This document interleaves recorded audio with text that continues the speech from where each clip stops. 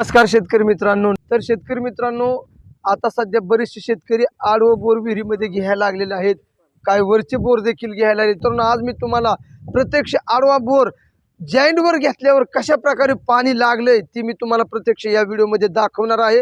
कारण जर जॉईंटवरच जर बोर घेतला तर त्याचा रिझल्ट देखील प्रत्यक्ष बघणं गरजेचं आहे.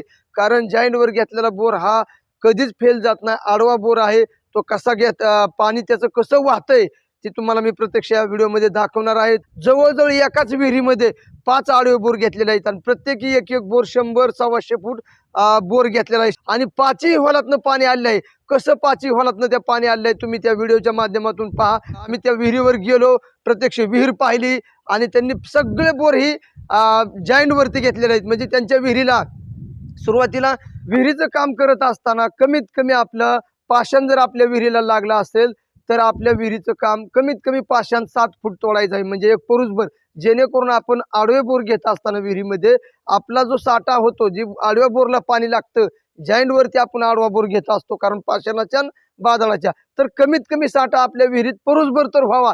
अशा प्रकारे आपण विहीर खोदताना आपण विहिरीची काळजी देखील घेणं गरजेचं. तर आता आपण आडवा बोर घेत असताना त्यांना बाधार लागलं आणि बाधार लागल्यानंतर त्यांना लगेच पाषाण लागलं आणि पाषाण लागल्यानंतर त्यांना खाली मांजऱ्या लागलाय. पण त्या शेतकऱ्यांनी बाधाळाच्या आणि पाषाणाच्या जॉईंटवरती बोर घेतलेला आहेत आणि चांगल्या प्रकारे पाणी वाहत आहे. आज जवळजवळ 2-2 इंची एका आडव्या बोरमधनं पाणी वाहत आहे. कारण याचं कारण म्हणजे जर आपण जॉईंटवर बोर घेतला तर नक्की आपल्या बोरला देखील पाणी लागतं.